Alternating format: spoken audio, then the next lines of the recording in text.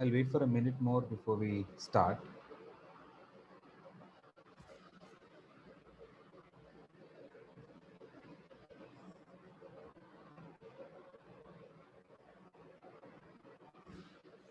What is the attendance requirement? 80%, is it? Or if you have 10 sessions, 8 sessions to be attended?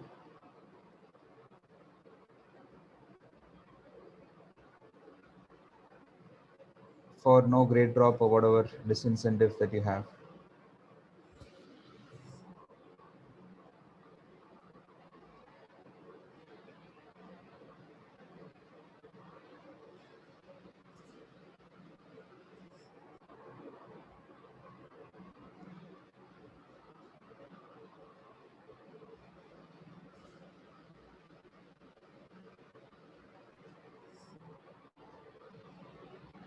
Okay, let's start. Uh,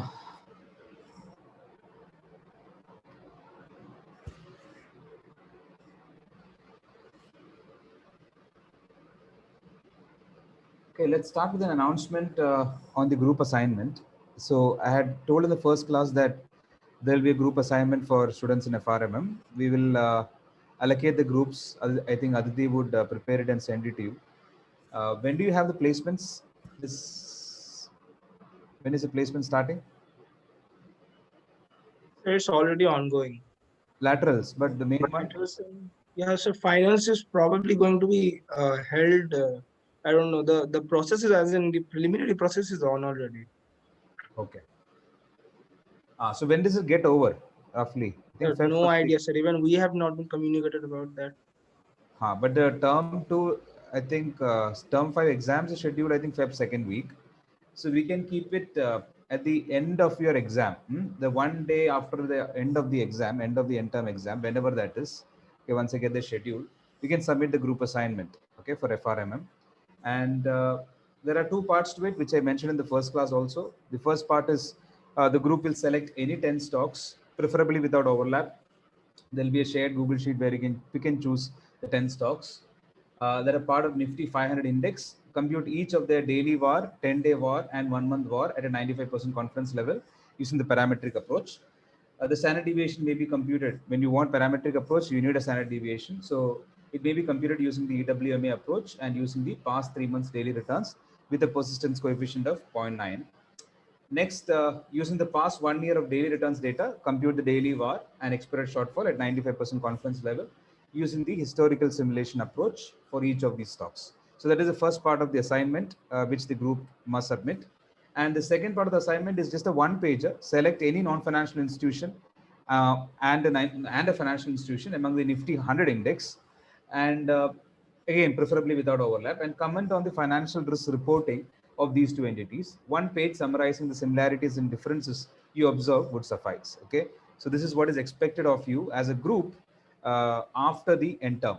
We can keep it one day, just the immediate day after the end term, by 11:59 p.m. Please submit the group assignment. Okay, we will accordingly create the deadline within VC.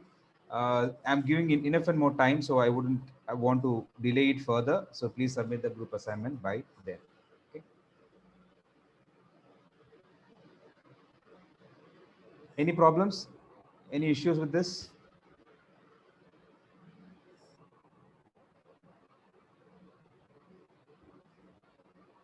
Okay, fine.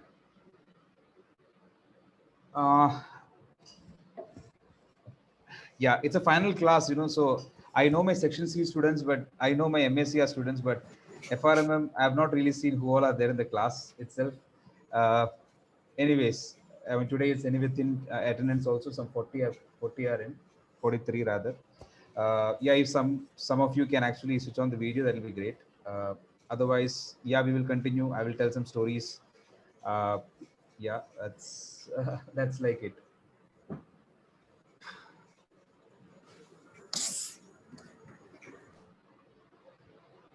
Yeah. So before we start, let me ask you. Today, did you read the?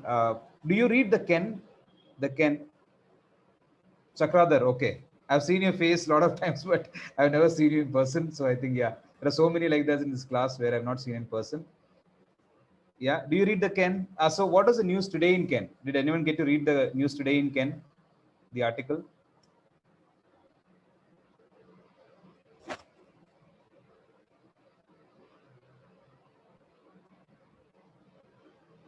Anyone? Did you read the article in Ken today, which came the free article that comes to your So mailbox? I just got to. Hello. Okay. Yeah, So go ahead. can you hear me? Yeah, go ahead. So I mean, I just got to read the headline. So it was saying something about India's banking system evolving faster than the plumbing system. So what is a plumbing, Mohak? What do you infer by plumbing? The headlines you read, yeah. What do you infer by plumbing for the banks? I mean, I'm not sure. I'm not sure how that is, but Yeah, I so mean, I'm plumbing not is sure what's the content. yeah, I think the plumbing, the literal meaning, of course, the pipes, that is there in the house, etc. Right? So you only get to see the consequence, that is water coming out of the pipes or the taps. But plumbing is essentially the process. Okay, so they're talking about the blackouts that happened in HDFC Bank, some switch failure, some credit card systems didn't work for a period of some days. Okay, it was in December. So the RBI has actually withheld any digital transformation related, proposals from banks for a certain period of time, unless and until they fix their capacity issues, including their servers, including their backend, etc. So what the article is talking about is that while there is a lot of demand from the front end, the back end has not really caught up. Okay, probably COVID has that is again the operational risk aspect, that when your biggest banks, SBI also had some failure, some downtime. I think 2 months back, HDFC, ICICI, the article talks about. Uh, so, what do you think? Is it a risk? Is it a risk of the system failing or system not working? Will that contribute to losses? So, incidentally, as I told you, as part of NSE's this capital adequacy norms for brokers, I got to interact along with my co-author with a couple of, not couple, in fact, 5 of the big brokerages. So one of them was Zerodha's Nitin Kamath. So 2 or 3 weeks back, we had a conversation with him, and we talked about residual risk. And he said, look, we don't have much of risk. We are a discount brokers. We don't really do any portfolio management, etc.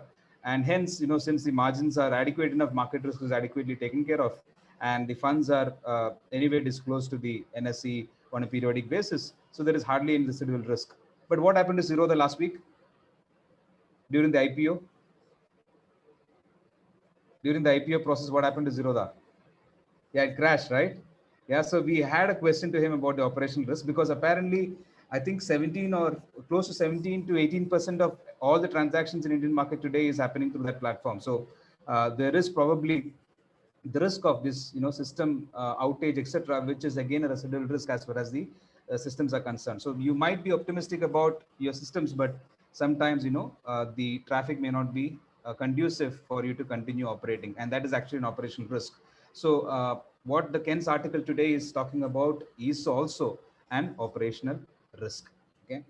uh, it just struck me that I think couple of days back, or rather couple of sessions back, when I talked about capital of the bank, I asked you about the public sector banks and who provides capital. I think there was an answer from the class saying RBI provides capital.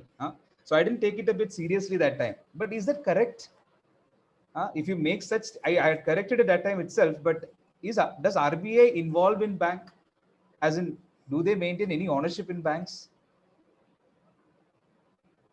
Anyone? Have you done some bit of basic banking? Does RBI own the bank? Who owns the bank in India? Either the government, public sector banks, or it's a private sector bank which is owned by shareholders or the promoter group, etc. Right? So there was an answer from the class which said that RBI owns the bank. I mean, that is a killer if you actually go and tell in an interview. RBI, of course, operates from an arm's length. They are a complete supervisory body. Okay, they don't really take any active stake in a bank. Okay, so they're not responsible for a bank's faults. Okay, neither the bank's upside. So please keep that in mind. In the last class, I also invoked the example of regulatory intervention in the case of Yes Bank. I asked you to go to Google and check what happened to Yes Bank price between March 12th or March 13th and March 21st. Uh, I gave you one of the reasons why that happened, but in fact there were 3 or 4 reasons. We got the SLBS data, and while looking at it, we found that there are probably 2 or 3 reasons why that particular short squeeze event happened. Now, one of the reasons why did that Yes Bank event happen? Why did suddenly liquidity vanish from the market? Why did suddenly liquidity vanish from the market? This is very contemporary. March, we are talking about March 2020. Why did it vanish from the market? Here in the context of liquidity, I'm going to start, we'll just revise on what we did last class, and we go to numbers, okay, on asset liquidity. Why did Yes Bank price suddenly rise? What was the trigger for it?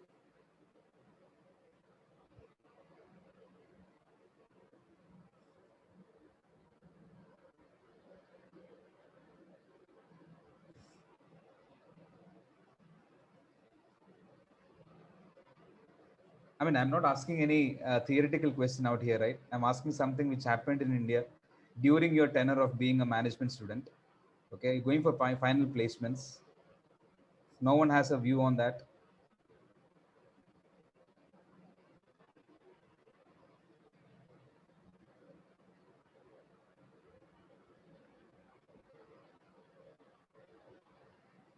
No, I'm not talking about draw the price, Samyak. My question is, what was the trigger for the price rise to happen? Limited supply, says Avi. Correct. So that is a trigger. Government capped 75% locked for 3 years. My question is, what is the motive for the government to do that? It was a shock for the market. Apparently, government didn't even consult SEBI. I mean, that's something, again, not proven, but, the market didn't get a lot of people lost a lot of money in that particular decision. But why did government come up with this norm that 75% of the shares are locked for 3 years? What is the rationale for it? Fine, Utkarsh has found that that is a fact, that is a factual thing. But what is the rationale for asking the 75% shares to be locked in for 3 years? What was happening before that? What was happening before that announcement came? What could be the rationale? I don't want to give any leading sentence. I want smart students to actually answer. If I was an interviewer, then of course, you would have answered me with all the vigor and passion. Just because I'm a prof, I don't really care. You come and talk whatever you want. Is that the kind of attitude now? Or maybe morning just switch on the Zoom and just go off? Capital may completely be lost if panic happens. Yeah, but someone is, Samyak, when you actually sell the stock, someone is buying it also, no, Samyak? So you're just changing hands, right? Samyak? You're just shifting ownership, right? Why should the government not allow that?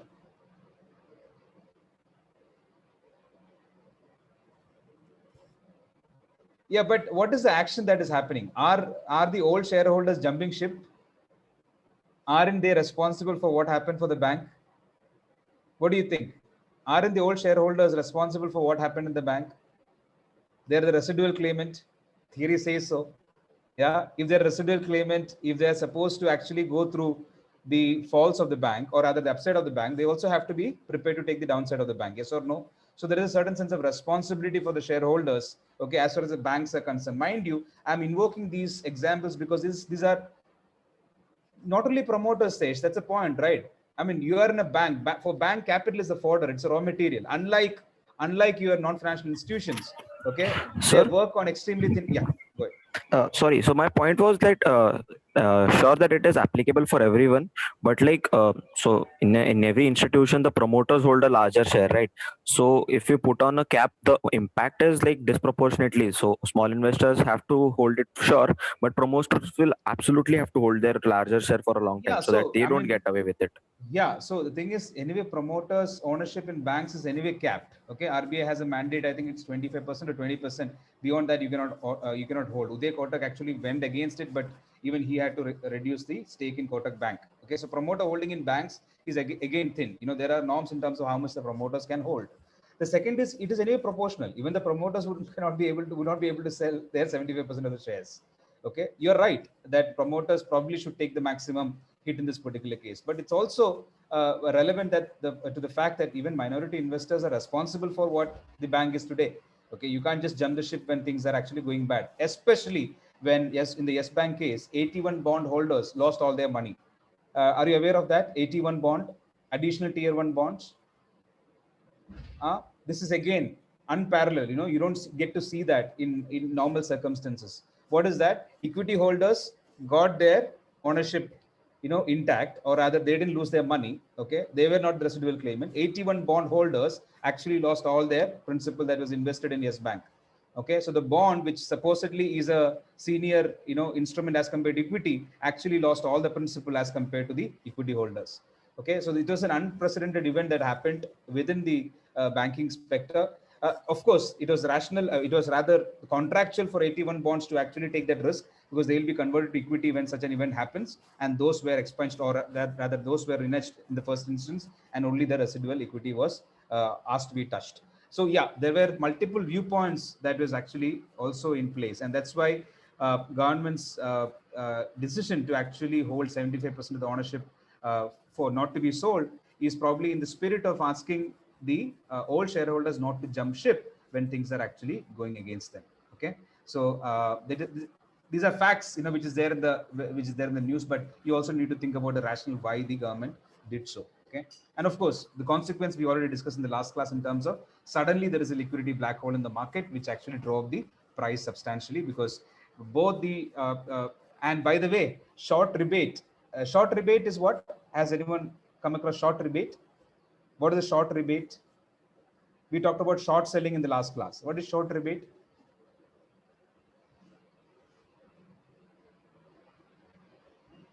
What is a short rebate? The fee that you pay to the institution or to the individual who is actually lending you the shares. You pay a fee for borrowing it for a certain period of time. Okay, the short rebate for Yes Bank shot up to 1,400% on an annualized basis. Okay, during that period, 1,400%. It has 4 rupees for a 21 rupee share. Okay, for a 25 rupee share for a 21-day period. So if you annualize the short rebate, it shot up to roughly 1,400% in annualized terms. Okay, during that period, it was extremely unprecedented time what happened in the Indian market. Okay, yeah, in that spirit, maybe it's more relevant. No, that we already discussed. Okay, in that spirit, let's get to understanding liquidity risk. Okay, uh, the last class, sorry.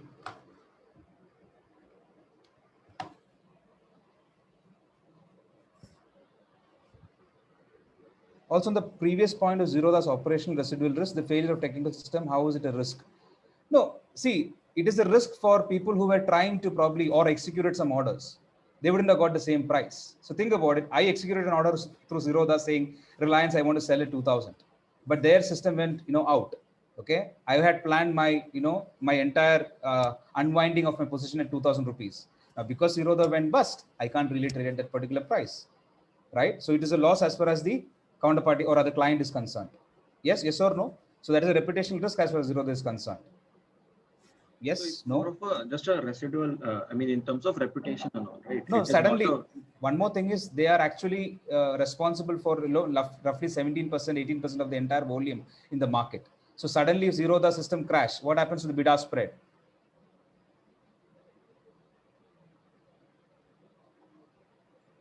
Sorry. Yeah. So my question is, if they are responsible for say 20% of the volumes in the Indian market, suddenly they they crash. What happens to the bid-ask spread for stocks? People who were otherwise placing their bets on stocks, which was actually providing liquidity to the stocks, suddenly vanishes. Yes or no? So suddenly, the trading cost, the trading cost actually shoots, over the roof, for a lot of clients in the market also. So it's a market-wide risk as well. So you have to ensure that you continue to actually maintain certain level of consistency in terms of what you can deliver in the market. Yes or no? So there is a risk, right, to the entire system. There is a systemic risk that can be contributed by the system actually going bust. Okay. Sorry. So we mentioned about liquidity risk. Okay. We said there are two kinds of liquidity risk. One is asset liquidity, other one is funding liquidity. In the last class, we didn't touch upon funding at all. We were completely trying to understand this concept of asset liquidity. We said one way to envisage asset liquidity is by this concept called bid-ask spread, and that is actually quoted by the market makers. And market makers charge a spread, to facilitate this liquidity in the market, because they have a residual risk when they actually hold the inventory for a certain period of time. So if you're actually trying to trade or trying to make the market for a extremely thinly traded stock, then the market makers run the risk of actually not, deploying it or not getting out of their books in time. Okay, so they'll have to hold that particular asset, which means they will be subject to the price risk of that asset also. So in order to mitigate that risk, they tend to charge a certain spread. Okay, and we said that is called the bid-ask spread. Okay, and we also try to understand what is the concept of bid-ask spread in the context of say equity markets in India. We said there is no market maker per se. It is an order book driven algorithm that sets the price in the market. And we then ask if it is say 100 and 102, we said the spread is essentially 102 minus 100. Essentially the 2 rupee is a spread that is charged by the market maker, okay, in order to mitigate the risk that he or she would run while actually participating in this process. Okay, and we said there is something called proportional spread. Proportional spread is nothing but the spread divided by the midpoint price. Midpoint price is nothing but 100 plus 102 divided by 2, which is essentially 101. So the proportional spread is essentially 2 divided by 101. Okay, and this is the total cost of trading in this particular market. But if you're a buyer or a seller, you will be actually incurring by 2, because there are two sides of the story. Both the sides would be incurring half of the cost technically, and that is the essential cost of trading in a market, and that is a measure of asset illiquidity. Okay, the higher the spread, higher the illiquidity. Now, to give a perspective of what the bid-ask spread is, I thought of showing you Upstox platform, okay, in terms of what a bid-ask spread is.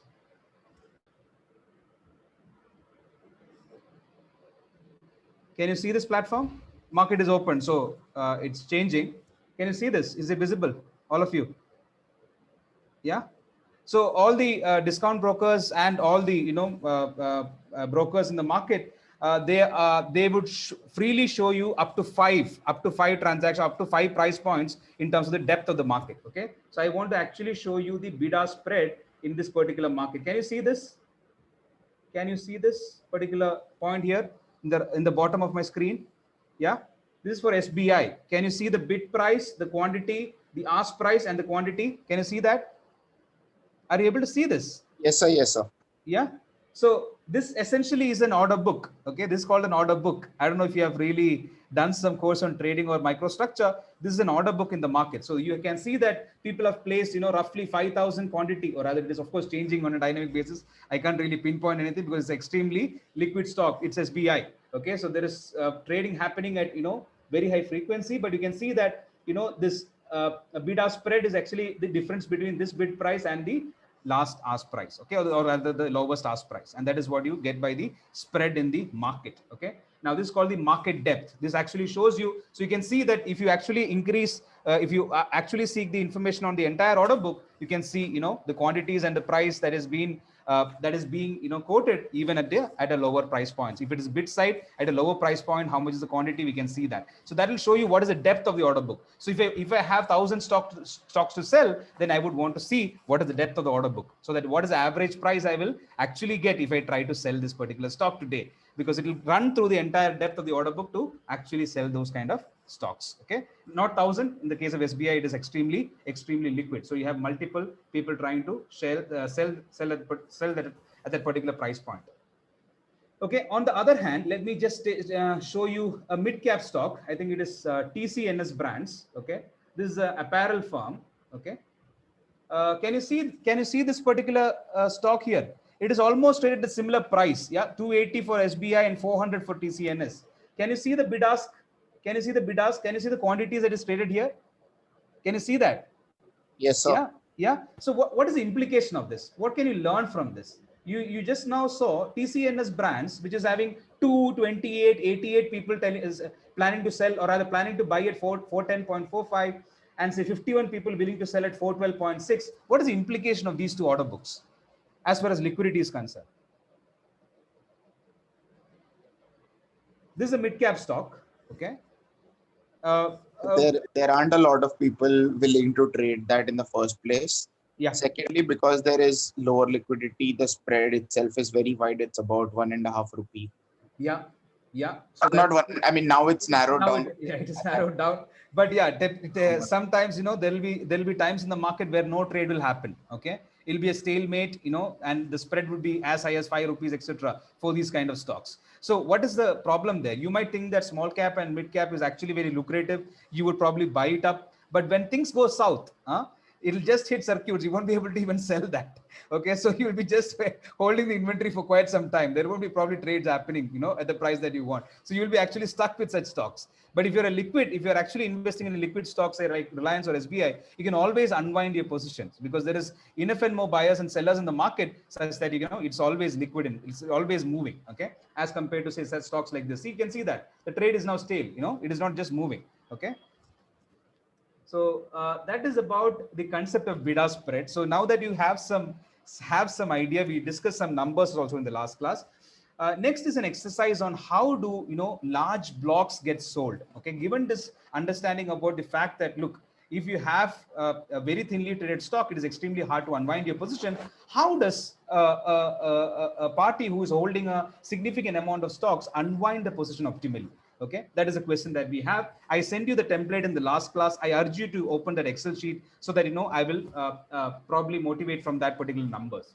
So the question is this. Okay. Sir? Yeah.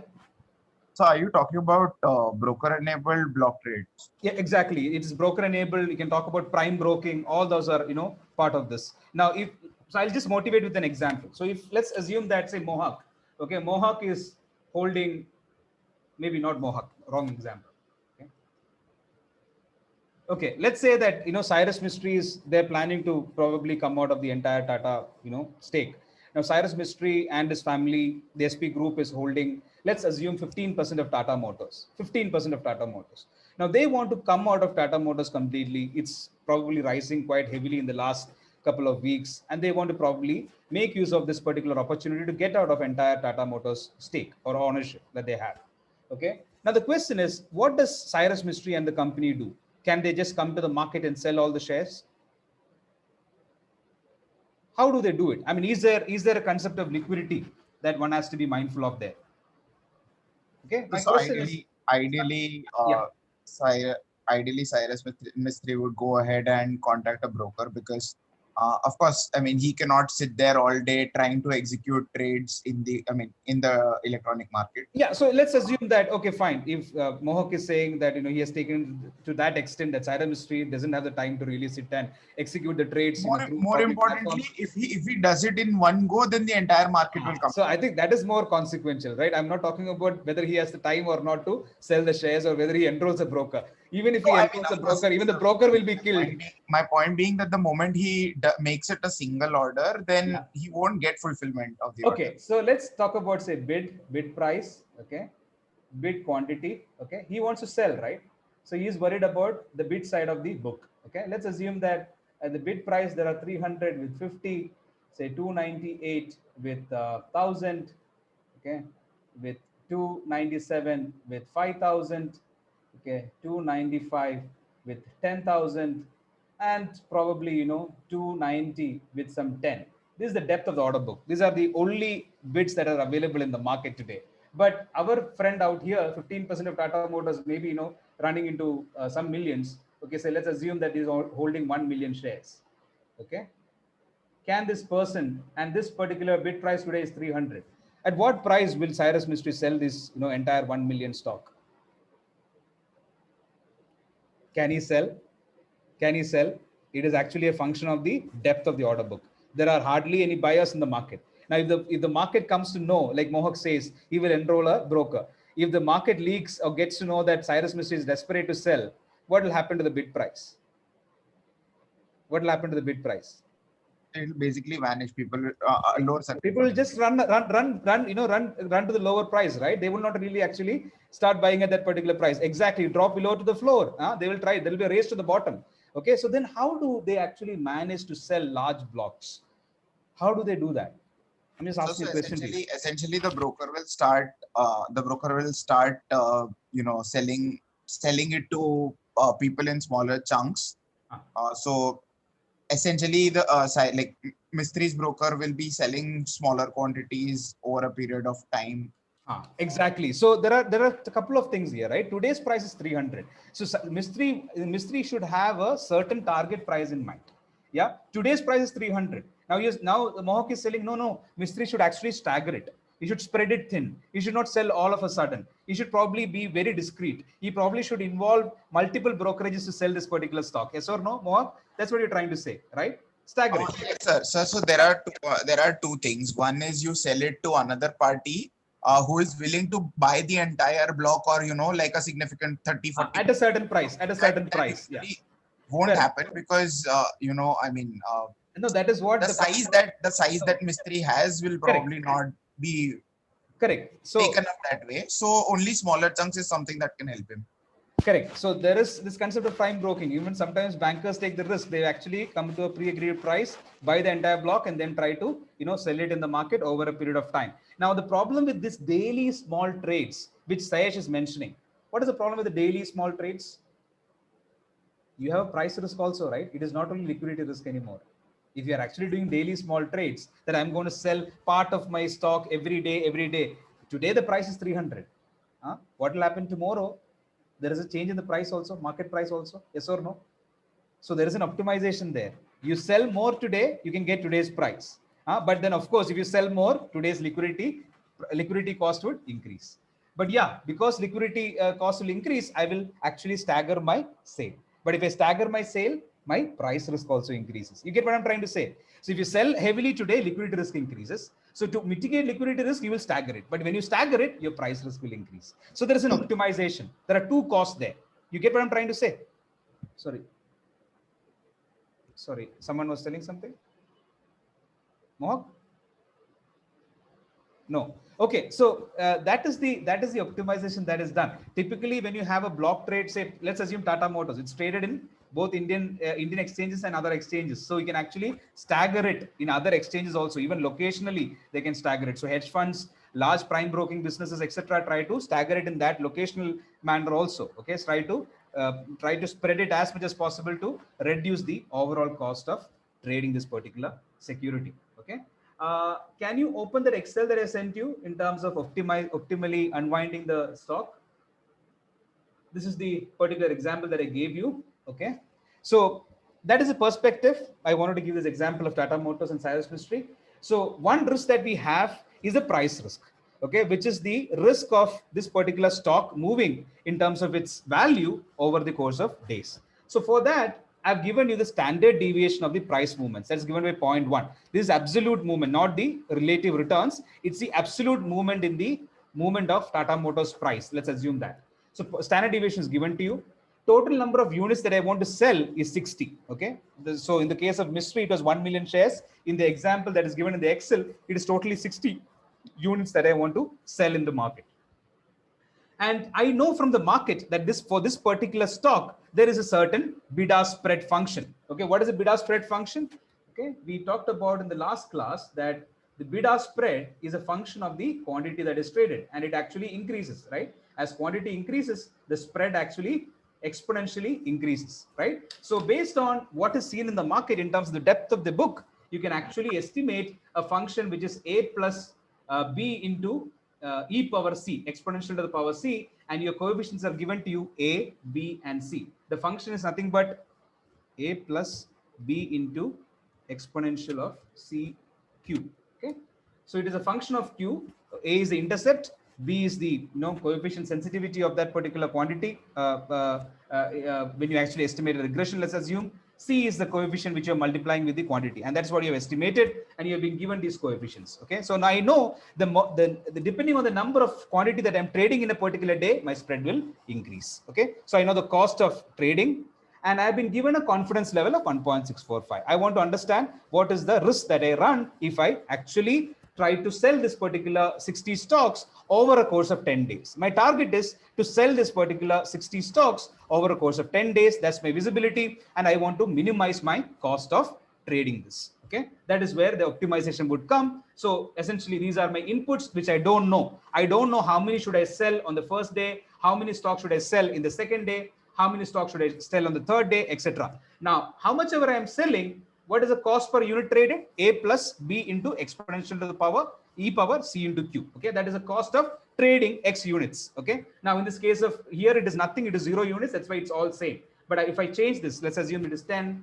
Sorry, this is 10. This is 8. This is 7. You can see that the cost per unit traded is actually changing, because based on the number of quantity that you're trading, the cost per unit traded reduces if it is actually reducing. Okay, that is one.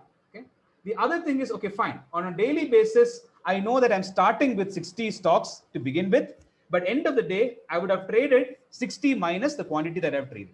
So I will be left with certain amount of stocks at the end of the day. Now, what is the problem with those stocks? I am actually running the price risk for those many number of stocks. So I will actually get the trading cost for that particular stock, which is essentially spread into the quantity spread into the amount traded divided by 2, and the holding cost. What is the holding cost? I know the standard deviation of the price movements of this particular stock, which I've estimated from past returns, and I know how many stocks are lying with me. That much of extra risk I will have to bear if I hold on to the stock. So I actually have, say let's assume I just put some numbers. You can actually solve it because my Google Sheet doesn't do optimization very well. I tried with 2 different add-ons, but it is not working. If you do it in Excel, you'll get a very good answer. Okay, I will just try to put some numbers, plug in, and show it to you that when you try to do this particular exercise, okay, you're trying to minimize the total cost of doing it. What is the total cost? The cost of trading, okay, and also the total cost of holding. Okay, but that is again based on a certain confidence level. You have been given a sigma, so you know the price movements parametric approach is lambda times sigma. Okay, lambda times sigma is what you're getting here, and that's what you're trying to put in the minimizing objective. Lambda times sigma is the price movement, the cost by holding onto the particular stock, and the sum of the trading cost is the total cost because of liquidity. So you're trying to minimize the overall cost in terms of trading this, and this is what large fund houses like Fidelity or the JP Morgans of the world try to do when they want to get rid of a particular block. They try to optimize it using their engine, trying to stagger it over a course of a certain period. Okay, so that is unwinding. You please do that in Excel. I might ask that in the exam. Okay, just go through that when you get it.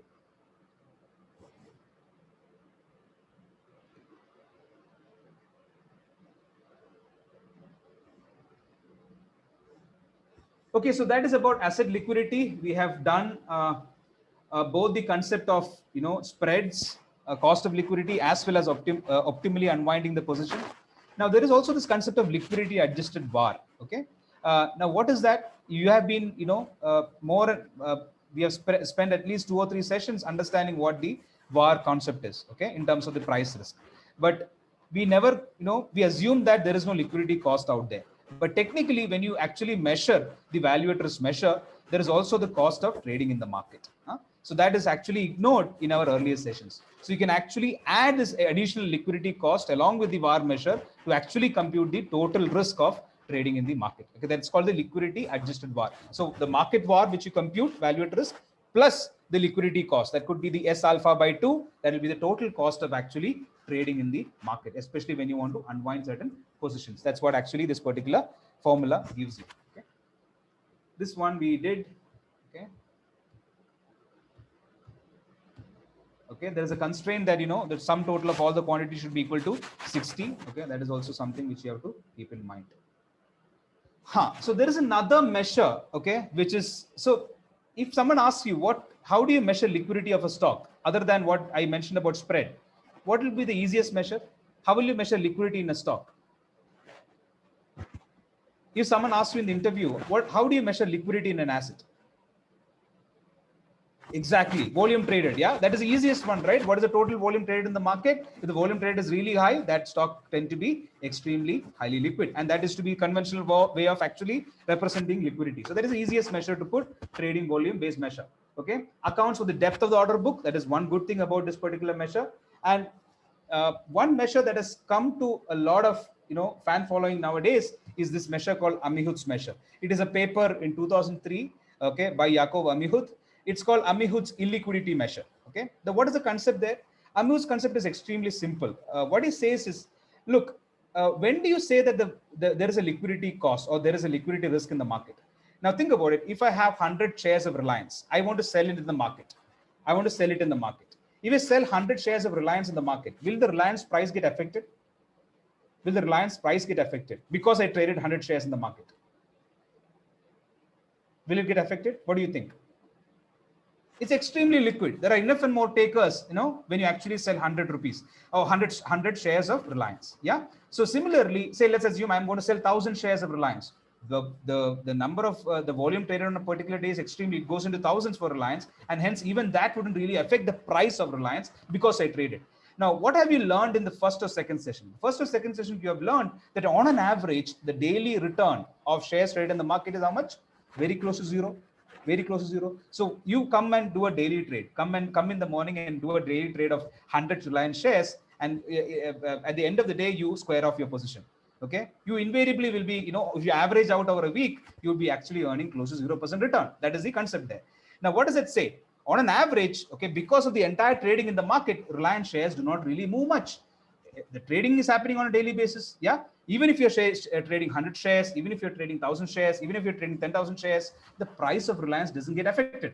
But let's put that same context for TCNS brands, which I gave you, mid cap. I come to sell 1,000 shares of TCNS brands. What happens to the price?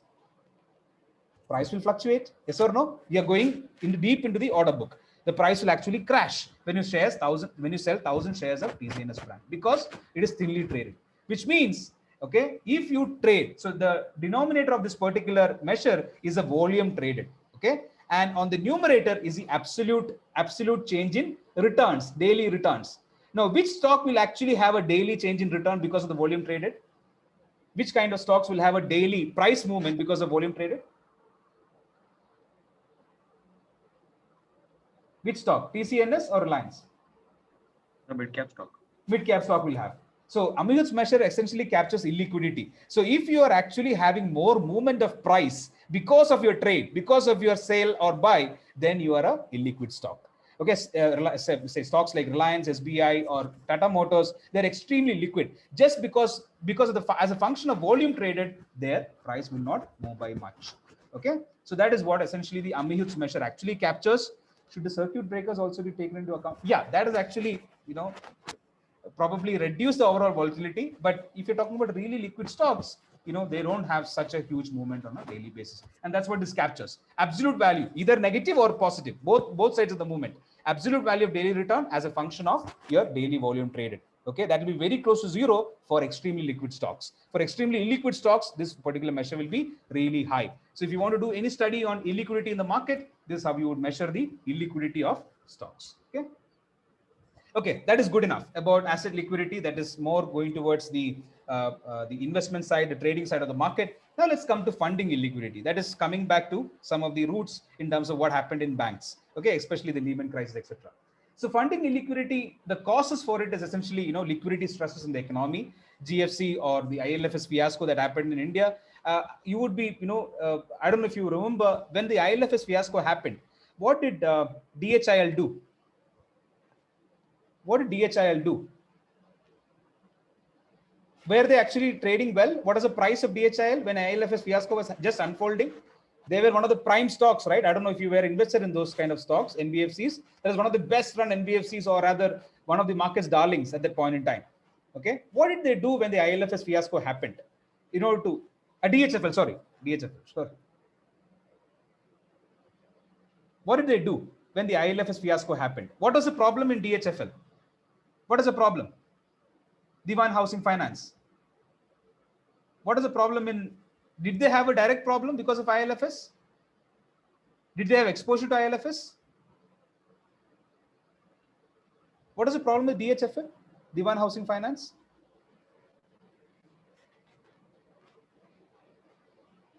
Commercial paper borrowing, right? So they were trying to finance their long run assets, which were housing mortgages, using short run financing. Okay. Suddenly, because of the ILFS default, the commercial paper market had a shock, and people were mistrusting the commercial paper borrowings in all. Okay. Suddenly, the liquidity vanished from that particular market. So DHFL had to refinance their commercial papers, which were short-term, financing securities, short-term securities. They had to refinance it, and they couldn't really find buyers of their securities to refinance their existing commercial papers. Now, what did they do? They actually sold off some of their assets. They in fact tried to buy back their own commercial papers to actually tell to the market, look, we are strong. We don't have to really worry about our liquidity. We have enough more liquidity in place. We are trying to buy back our commercial papers, which means they reduce their liabilities. Okay. That's what they try to do by using their cash reserves. They try to prop up the confidence in the market, but still the market was not trusting, and that actually led to a domino effect where they couldn't really refinance the entire commercial paper financing that they had taken. Okay, so this is some kind of liquidity stress in the economy. Suddenly the liquidity vanishes. If that event happens, then you are in extreme trouble. You might have quality assets, but there are no buyers for it at the point in time. You won't be able to liquidate it in time, and hence you'll have to run for cover. You'll have to file for bankruptcy. Okay, and by the way, DHFL will become the largest bankruptcy, okay, in India when it happens, okay, or rather when the insolvency proceedings are done. Okay, so overly aggressive funding decisions, that is one of the reasons for this. Northern Rock, NBFCs in India, again, probably history repeating itself. Okay, a poor financial performance leading to a lack of confidence. GE Money is the example. Okay, they were trying to piggyback on the entire parent firm GE to actually finance their assets. Now, these are the causes of illiquidity. Let's try to understand what is the source of liquidity. Okay, what is the source of liquidity? Where does the firms or the banks get liquidity from? What is the source of liquidity? Can we understand? Can we try to motivate it?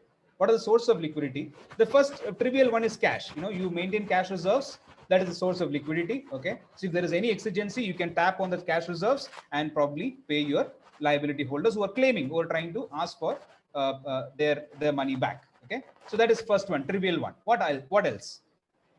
Short-term deposits. You mean to say the banks keeping overnight deposits with other banks? Short-term deposits. Fair enough. Short-term deposits. What else? What else?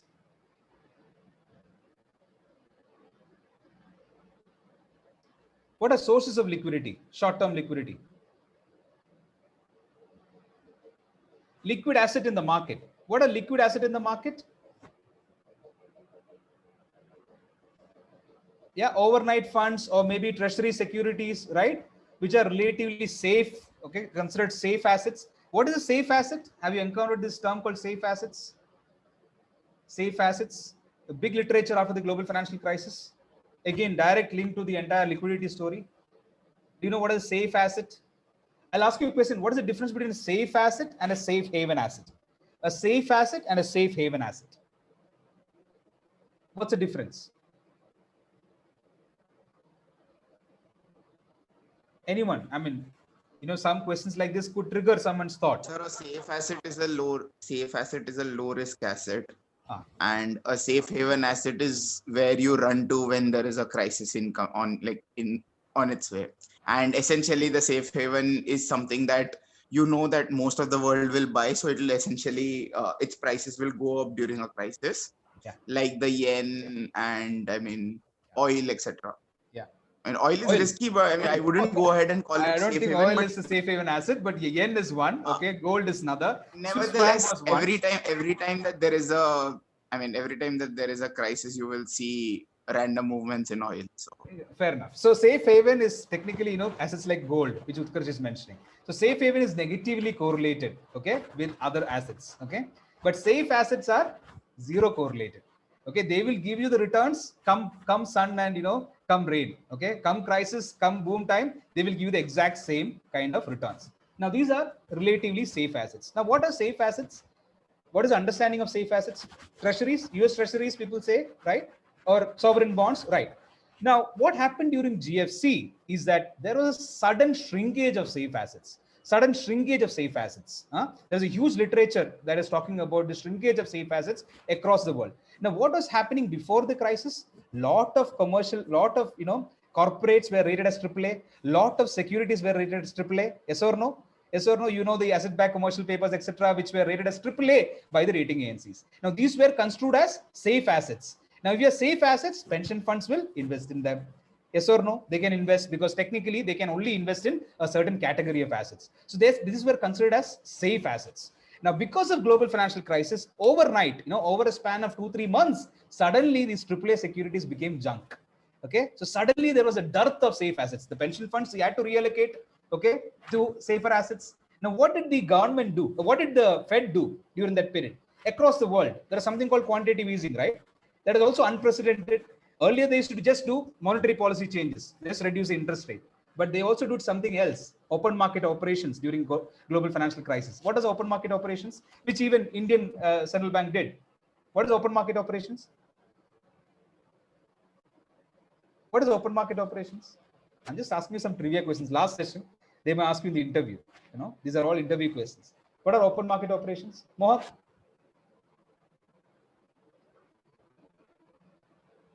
Bonds purchase. Your central bank will essentially buy and sell bonds in the secondary market to regulate. Not really buy and sell. The entire process. To regulate or to control. Correct. Buying and selling of bond purchases by RBI. But which bonds, Ashwini? Which bonds? They're actually purchasing what bonds? Government bonds, right? They're actually purchasing safer bonds, safer assets. Now, when they purchase safer bonds, and of course, pumping liquidity. Treasuries, exactly. So they're actually purchasing across the yield curve treasuries. Now, what happens to the safe assets? If Mohawk is an insurance fund and Mohawk wants to actually purchase safe assets, if Fed is actually gazumping all the safe assets in the market, what will happen? What will happen? Safe assets will reduce or will increase in demand? Yes or no? The demand for safe assets will go up. There's a dearth of safe assets in the world because of all the quantitative easing that is done. What are they doing? They're trying to increase their balance sheet by purchasing the safer assets from the market and pumping liquidity as against it. Now, all the other funds which were actually having mandates that we will only invest in safer assets suddenly has a mismatch in terms of what they demand and what the supply in the market is. Suddenly, there was a vanishing of safer assets in the market. Now, when you say holdings of cash and treasury securities, the treasury securities also have to be there. And there is a limit to how much the governments can print or government can issue bonds. Okay, that's called Triffin dilemma in economics. It's a 1960s phenomena, but it is coming to fore only after the global financial crisis. It's called Triffin dilemma. You might just learn about it sometime later. But the point is, there was a dearth of safe assets in the market, and these liquid securities were hard to come by. And what happened is that gold became a safe asset, not a safe haven asset, but it became a safe asset. People just started, shoring up gold across the world. Okay, central banks in emerging markets, the total gold reserves of 50 emerging markets put together for the 40-year period from 1970 until 2008 was 4,000 tons. 4,000 tons on an average, flat. Okay, because one of my papers was on that. Okay, and after 2008, in the next 7-year period, this 4,000 tons rose to 8,000 tons. They doubled by the emerging market central banks. The gold reserves. We are talking about rational entities like central banks trying to shore up